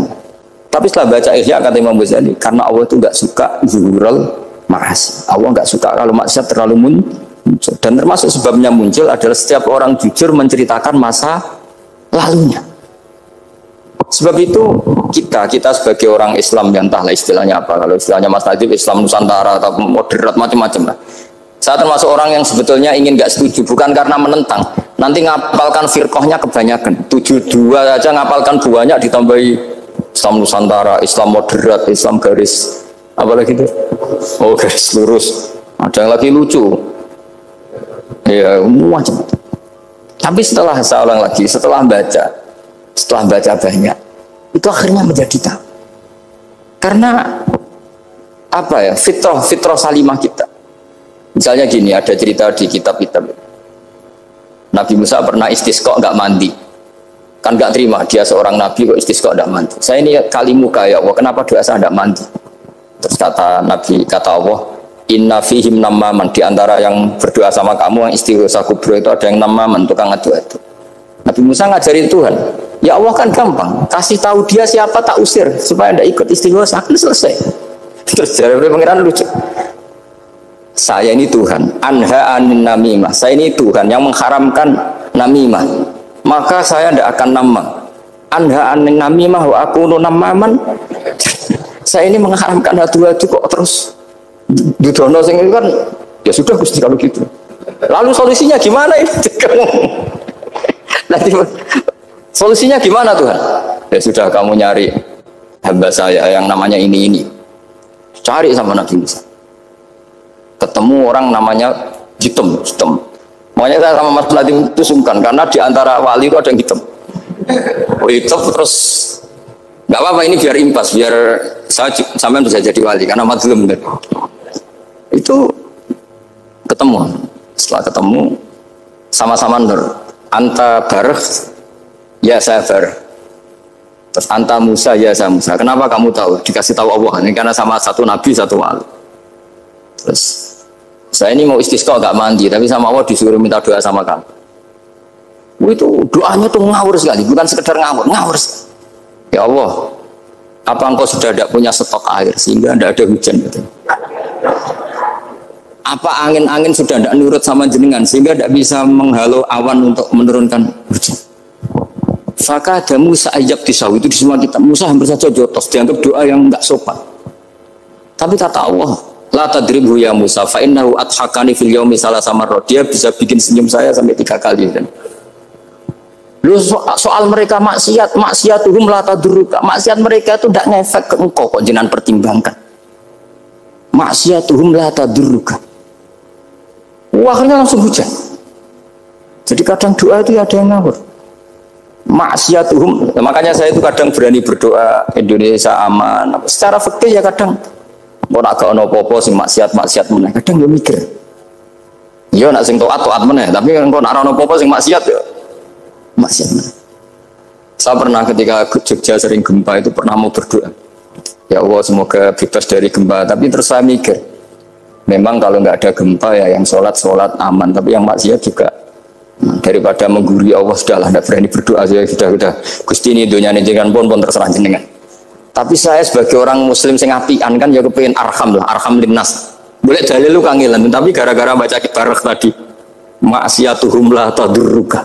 Maksiat mereka itu tidak bahaya bagi kita. Pun Gusti rasa kakean pertimbangan pun udan mawon. Udan langsung. Lagi-lagi karena baca. Termasuk di Al-Minanul Kubra itu ada cerita tentang Nabi Isa. Cerita itu tidak hoax, ini kata Imam Sa'roni. Ada orang itu perajin sepatu, perajin sandal. Ya Allah, engkau itu bilang butuh sandal ukuran berapa, nanti tak bikinkan. Engkau bilang kendaraan kamu apa, nanti saya fasilitasi ada ini. Pakaiannya kalau dames. Apa, pokoknya saya ingin khidmah sama jenengan. Nabi Isa yang terkenal baik itu ya faham mabibat sih hampir saja dipukul. Kata Allah jangan Isa, dia muji saya sesuai yang dia ketahui. Lagi-lagi baca. Jadi tidak bisa kita mengadili orang lain ini kalimat ini tasbih wa bil khalqi, itu tidak bisa, tidak segampang itu. Kecuali yang ngomong orang-orang Mu'tazilah atau orang-orang Khawarij mungkin kita lawan karena berdasar ilmu. Kena wong lugu rusak. Karena orang lugu itu gimana ya? Seperti Ahmad ditanya, kamu mukminah? Terus dites sama Nabi, aina Allah fa'asyarat ila sama, Allah di langit. Coba kalau kamu tauhidkan Allah la yakhullu fi makanin, berarti kan masalah itu karena Allah laisa kamitslihi. Saya juga pernah diprotes kiai, kenapa ada istilah senyum, istilah susah, padahal Allah nggak pernah susah. Tak tanya gitu, saya kan sering bilang Allah susah, Allah apa, Gus kok gitu, padahal Allah kan tidak pernah. Tak tanya, kamu hafal Quran? Enggak. Ya sudah, baca aja ayat falamma asafunan taqamna minhu. Itu doire asafa itu kan asifa ya safu asafan. Diikutkan wazan afala berarti asafa yusifu. Berarti kayak dengan ata lah. Ya ata yati itianan, kalau ingin wazan afala kan ata yuti ita, sama dengan falamma asafu mongko sumangsani gawe susah sapa Fir'aun wa kaumu. Nah ini ingsun Fir'aun mari ribet, mari aku susah, aku pengiran jadi tandingi intakomna minhum, kata aku.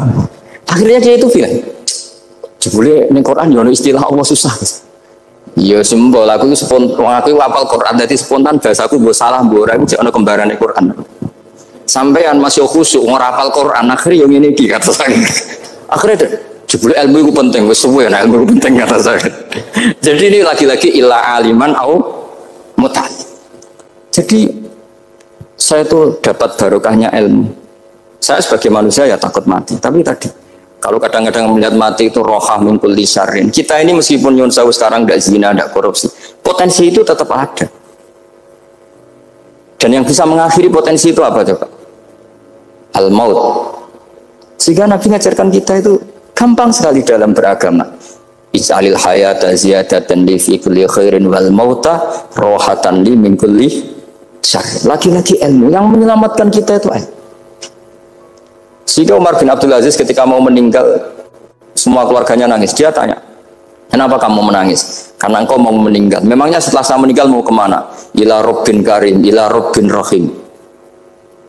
Jadi segampang itu untuk melihat. Nah, tapi kalau kita tidak baca, seakan-akan wah mati ngeri nak mlebu neraka piye. Seakan-akan di alam sana hanya ada neraka. Padahal anak indadzoni abdibi. Daripada nganggep neraka masalah atau eling pangeran ini. Lagi-lagi baca. La yamutan ahadukum illa wa yuhsinudzanna billah. Jangan sampai seseorang mati kecuali dalam keadaan husnudzon sama. Saya itu masih ingat Gus Yaki pas Bapak gerah itu tak antar ke Karyadi di Semarang. Itu mau kapundhut itu cek guyon. Jong ape mati mbok gawe ning hotel karena di pavilion. Beliau mau kapundhut cek dungo khataman Quran, baca sabtahat khataman. Terus jong tak khataman Quran terus wis rasa nangis aku husnul khotimah terus kapundhut. Terus kok enak maksudnya santai maksudnya enggak ya rileks aja.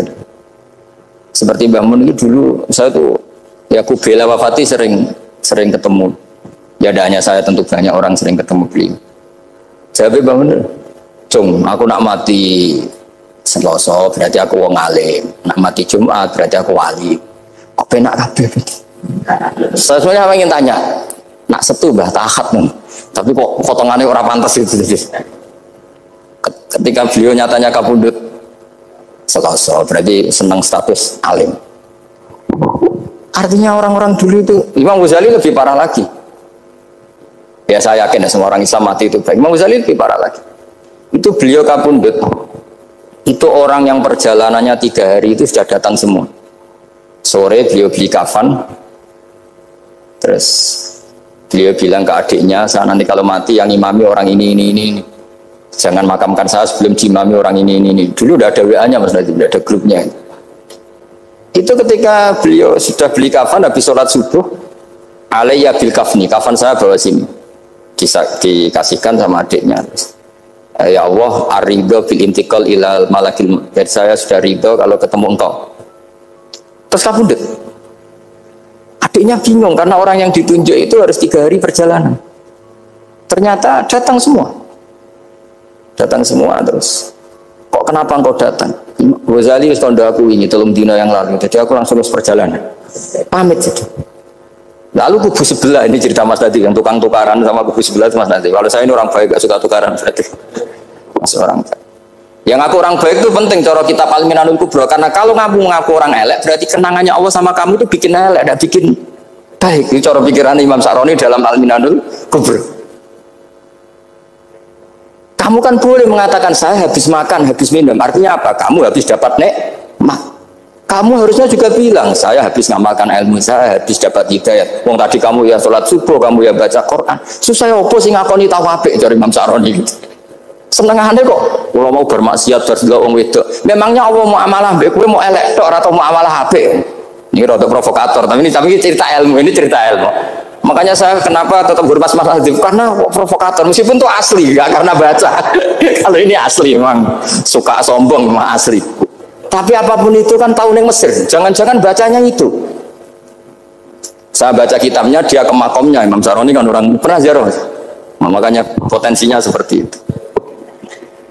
Jadi saya terus dulu saya itu nih Gus Yaki, Bapak itu Islam. Bapak itu seneng kancanan wong mlete timbang wong sopan. Saya dulu ya Islam. Bapak kancanan wong mlete itu. Suatu saat Bapak wafat, si pendereknya Bapak yang mlete ini tak kancan. Marah tuh orang. Marah. Moses. Tangan-tangan bener wong mlete. Jadi kalau tak tanya, mau sarapan Mbah, wongnya sebut. Oh wis lho Gus, iso kudu sarapan wajib. Wis rokok, wis. Ternyata dia lebih gampang ngitung nikmat. Kok gak kerja Bang? Aku nang masjid di 10.000 kon ngino wong kerja ora usah di 10.000 wis rojo iso mangan iso ngombe. Apa ngamulo wong liya? Kan kok bener sesuai. Sementara sing sopan kurang ajar.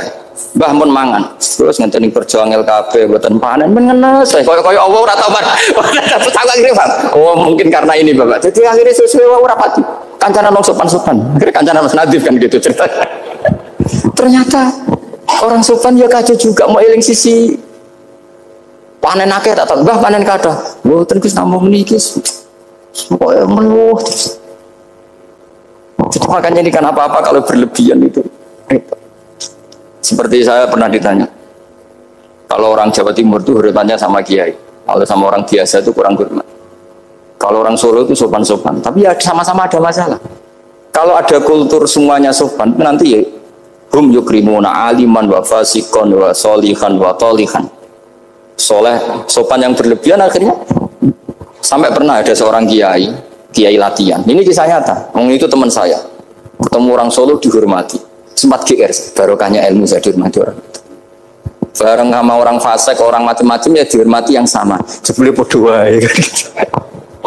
Artinya gini, kalau akhlak itu benar-benar kelebihan, tapi kalau berlebihan la farqa bainal alim wal jahil wal fasik was saleh wat thaleh, karena semuanya dihormati. Tapi kalau misalnya ada Jawa Timur yang membeda-bedakan manusia, kadang kita ini juga beratnya semua itu ibadullah, semua iyalullah, semua. Jadi terus kita ini mikir yang benar yang mana setelah mengkaji ilmu, lagi-lagi setelah mengkaji.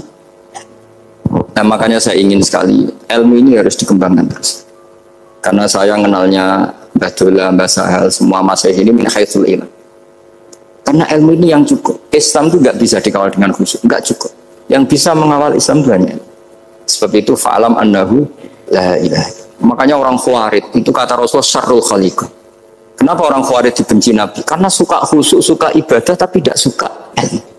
Yang paling penting dalam ulumul Quran termasuk adalah al-ibratu bi umumil lafzi la bi khususis sabab. Itu terkenal sekali. Jadi Nabi karena seorang manusia, apapun hebatnya Nabi ini seorang manusia, tentu kalau ngandani cara Jawa atau menghitopi pasti ngendikan sama yang di depannya. Tapi bukan berarti hukum ini khusus pada yang di depannya tapi menjadi umum. Kenapa menjadi umum? Ya karena kebaikan itu boleh dilakukan oleh siapa saja.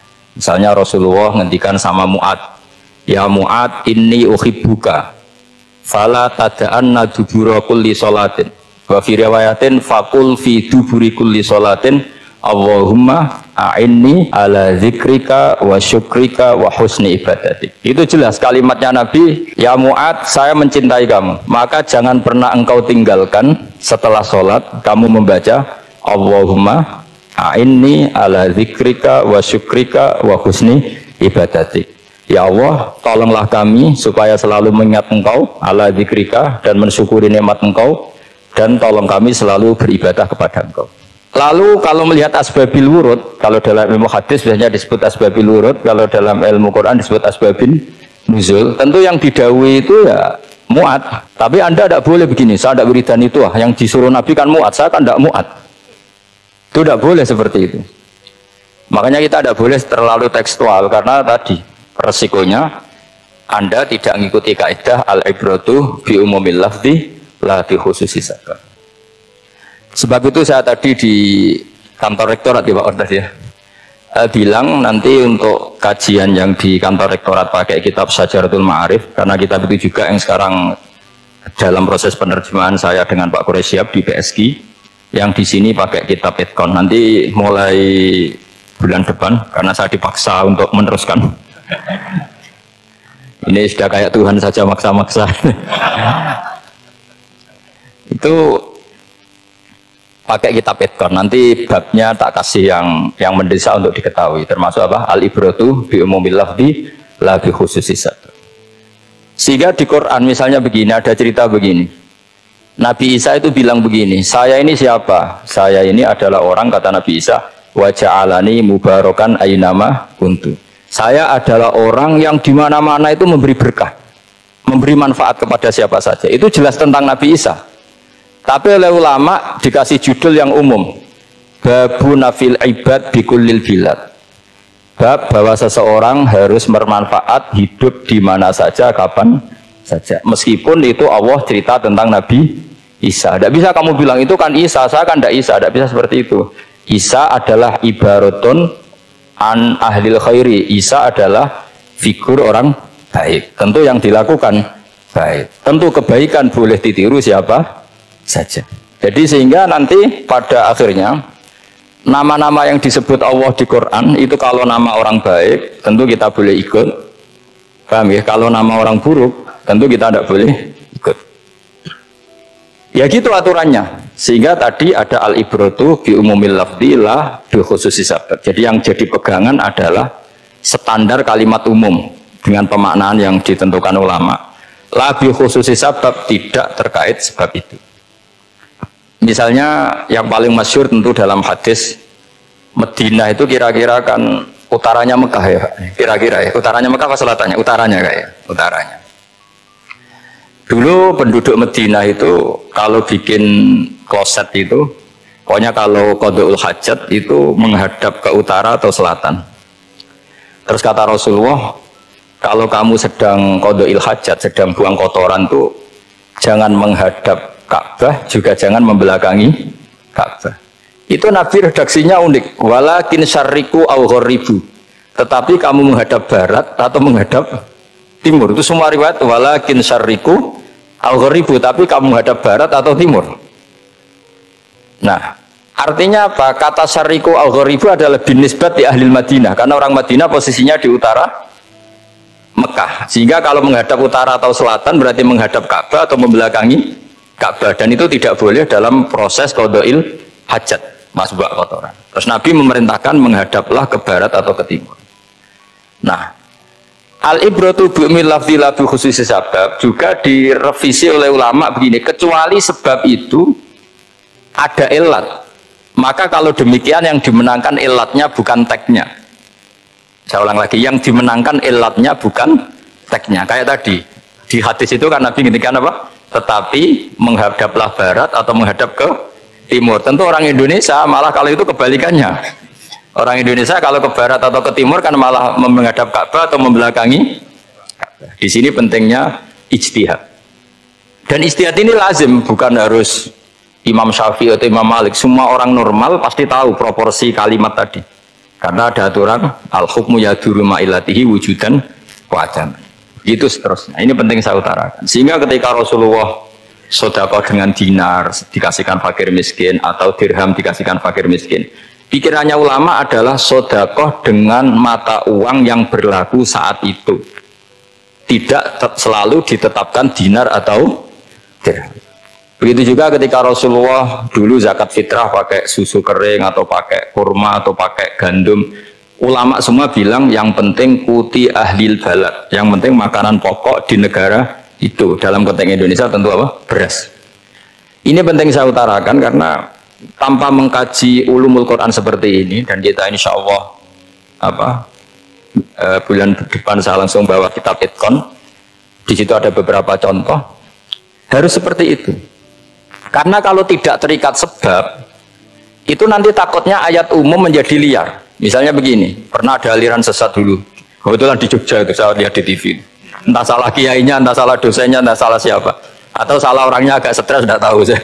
Semoga salah orangnya itu sholat menghadap 4 arah. Alasannya Allah nggak ada di mana-mana, ya sudah di barat. Rakaat kedua ke utara, rakaat ketiga ke timur, rakaat keempat ke selatan. Ya, itu uniknya itu ngawurnya lah, bukan uniknya. Ngawurnya itu dalil fa'inama tuwallu fasamma wajhuwa, kamu hadap kemana saja di sana dari itu Allah. Sehingga semua ulama ketika bikin kaidah al-ibratu bi'umil lafzi la bi khususi sabab selalu menyertakan kecuali khusus sabab ini ada illatul hukmi, maka itu enggak jadi. Kayak ayat tadi, kalau kamu pakai umumnya lafaz itu kan boleh sholat menghadap mana saja. Nah makanya Imam Syafi'i ketika ditanya, lalu ayat ini proporsinya gimana? Kata beliau, fis safar, orang yang sedang di pesawat mau sholat tentu masuknya fasamma wajhuwa. Jadi dalam kondisi bepergian yang kita ingin sholat maka pakainya ayat seperti itu. Tapi kalau kondisi nomor fawal diwajhaka syatral masjidil haram. Jadi makanya ini penting ngaji ulumul Quran. Kita tidak bisa hanya megang terjemah atau megang apa kemudian kita fatwa atas nama Quran dan hadis. Sehingga dulu syaratnya memang ketat, harus hafal Quran, hafal hadis, menguasai usul fikih, menguasai macam-macam. Karena tanpa itu memang tidak bisa. Sampai Ibnu Abbas ngendikan, kamu jangan pernah fatwa pakai Quran. Fa inna lahu wujuhan katsirah, karena Quran punya sisi yang banyak. Walakin hajuhum bisunnah, kalau kamu adu hujjah pakailah sunnah Rasulullah Shallallahu Alaihi Wasallam, karena di situ penjelasan Quran. Misalnya tadi Rasulullah ketika kondisi normal pasti sholat menghadap Ka'bah. Jadi kalau bepergian nanti unta, kata riwayat, ainama tawajjahat bihi rokhilatuh, kemana saja posisi unta menghadap. Ada ulama berpendapat itu khusus sholat sunat. Kalau sholat fardu dalam kondisi ada punya mobil harus berhenti. Ini madzhab Syafi'i. Jika misalnya saya, Pak Harsoyo, Pak On bawa kijang mobilnya sendiri, kalau sholat fardu jangan mentang-mentang pakai kendaraan terus menghadap sekenanya. Kalau mau ke Banyuwangi berarti menghadap ke timur. Enggak, itu yang boleh hanya sholat sunat. Kalau sholat fardu harus berhenti. Karena kijang ini dalam kendali Anda. Kecuali dalam surah yang kendaraannya tidak dalam kendali Anda. Misalnya kita naik pesawat. Jadi harus dibedakan. Jangan mentang-mentang Nabi sholat di unta kemana saja menghadap. Tapi konteksnya kan unta ini, cara berpikir unta ini dalam kendali Nabi. Tapi kalau pesawat kan tidak. Jelas ya? Jadi makanya ini pentingnya proporsional. Jadi kalau kita naik kijang misalnya mau ke Banyuwangi, kalau waktu duhur ingin sholat ya harus berhenti. Karena yang aina matawat jahat bihi rokhilatuh, kemana saja kendaraan membawa kita itu dalam konteks sholat apa? Sunnah. Jadi pentingnya ulama. Ini yang dikatakan al ulama warasatul apa? Anbiya. Karena sanad ini musalsal terurut sampai Rasulullah Shallallahu Alaihi Wasallam. Terus ada lagi ayat umum yang akhirnya jadi judul umum. Misalnya begini. Kita tahu cerita Nabi Khidir, di antara ceritanya ada satu kampung itu pelit, makanya orang pelit itu wajib didendami. Karena Nabi pun itu baik-baiknya orang, kalau sama orang pelit tetap dendam, karena buruk-buruknya orang itu orang pelit. Tahu kan alamatnya orang pelit? Qoribun minan nar, ya dekat-dekat neraka itu kira-kira. Kalau al-bakhil qoribun minan nar, ba'idun minal jannah. Jadi kalau sama tanya alamatnya ya dekat-dekat neraka. Singkat cerita, Nabi Musa dan Nabi Khidir itu kecapean sekali masuk satu kampung. Karena saking kecapean, lapar, minta kampung itu menyediakan makanan. Istatama itu mereka minta makan, saking laparnya, saking karena di perjalanan yang melelahkan. Istatama ahla fa'abau ayyudayifuhuma. Tapi kampung situ kampung pelit. Jika semuanya tidak mau yang ngasih apa? Makan. Tapi pas mau keluar dari kampung, ada tembok, ada kayak prasasti itu yang mau roboh, yang mau apa? Roboh. Terus sama Nabi Khidir, tembok yang mau roboh ini ditata jadi baik lagi. Nabi Musa kata Nabi Musa, kok kurang pegawai mau medit, pakai ribu usi. Jadi makanya dendam sama orang meditnya agak sunat. Karena Nabi Musa juga marah sama Nabi Khidir, orang kayak kampung kayak gitu pelit kok temboknya apa rusak kamu benahin gitu. Terus Nabi Khidir menjawab, wa amal jidaru fakana luhulamaini yatimaini fil madinati wa kana tahtahu kanzul lahuma wa kana abuhuma sholiha. Begini loh, tembok ini adalah penyimpan harta untuk anak yatim. Bapaknya dulu itu soleh. Artinya terus dibabkan oleh ulama, babu ikrami sibyanil mu'minin, bab kita memuliakan anak-anak orang soleh. Sehingga dalam adat kita menghormati Habib, menghormati Gus, menghormati anak pahlawan, menghormati orang-orang yang dulu berjuang kepada untuk Indonesia. Karena di antara yang dipertimbangkan Nabi Khidir adalah wakana abuhuma sholihah. Tentu kita menghormati putra-putri yang dulu mendirikan UII, macam-macam. Ya tentu proporsional, tapi tetap saja dapat poin dulu atas nama putra pahlawan, putra orang-orang soleh. Karena Nabi Khidir ketika mempertimbangkan itu alasannya wakana abuhuma sholihah. Fa'arada rabbuka yablugha ashuddahuma wastakhrijakan zahuma. Tentu Allah ingin kalau tembok ini roboh kemudian kelihatan khazanahnya atau tabungannya nanti dipakai orang-orang zalim. Kalau dipakai orang zalim maka yang berhak tidak mendapatkan. Sama. Negara ini itu dimerdekakan oleh para pahlawan supaya dikelola secara kesolehan, supaya dikelola secara orang baik. Maka orang soleh semua harus ikut kompetisi dengan tanda kutip merebut negara. Karena apa? Tapi tentu tidak perlu chaos, tidak perlu anarkis, karena tentu kemerdekaan ini dibela-belain supaya kita jadi baldatun thayyibatu wa rabbun ghafur. Sama. Pertimbangannya Nabi Khidir, kalau ini kebongkar tersibak, pasti diambil orang-orang dolim.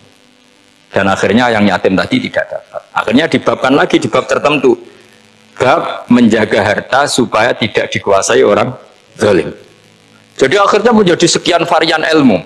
Pertama, varian ilmu bab menghormati anak orang soleh. Terus bab supaya harta ini tidak dikuasai orang dolim. Dan seterusnya. Nah, saya harapkan nanti dengan ulumul Quran kitab Itqan itu, nanti aturan-aturan seperti itu tertanam pada Anda. Sehingga sebetulnya ulama fikih yang ngarang kitab sampai satu boto-boto itu sebetulnya ya normal-normal saja. Kalau sampean sudah mengkaji ilmu yang kayak saya kaji, itu normal-normal saja. Misalnya begini, saya beri contoh ya. Orang munafik itu disifati Allah gimana? Wa idza qamu ilas sholati qamu kusala. Orang-orang munafik adalah orang ketika mau sholat itu bermalas-malasan. Terus kitab Fathul Mu'in atau Fathul Wahhab atau kitab semua kitab fikih bikin judul gini. Saya masih ingat takbirnya. Wa yusannu nasyatun di sholatin. Disunatkan kalau sholat itu ketok gumrigah, ketok semangat. Fa inna Allaha ta'ala dzamma tarikihi. Karena Allah mengkritik atau menyalahkan orang yang kalau sholat itu tidak nasyat, tidak gumrigah, tidak semangat. Mergo seperti itu adalah fi'lul munafikin, perilakunya orang munafik. Terus ditulis wa idza qamu ila sholati qamu kusala. Artinya di situ Allah mengkritik orang munafik. Kenapa? Karena kalau sholat males-malesan. Anda ingin bersifat kayak orang munafik apa bersifat kayak Rasulullah? Tentu ingin seperti Rasulullah. Kalau ingin seperti Rasulullah ya wasari'u ila maghfiratim mir rabbikum. Kalau ada kebaikan harus cepat-cepat, harus disegerakan. Nah, sehingga nanti babnya ya sudah tidak tentang orang munafik. Babnya begini, babul musara'ah ilal khairat wa tarkil kasli. Bab bergesa-gesa atau bergegas dalam kebaikan dan meninggalkan males. Jadi tidak lagi tentang sholat, tapi tentang kebaikan apa saja. Jadi kalau kamu punya hutang bisa nyaur jam 7, nyaur jam 9 pasti disalahkan Allah. Karena bisa saja dalam 2 jam ini kita mati. Paham ya? Begitu juga kalau kita sholat bisa awal waktu, kenapa tidak awal waktu? Meskipun akhir waktu ya dibolehkan. Pergi Al-Fatihah.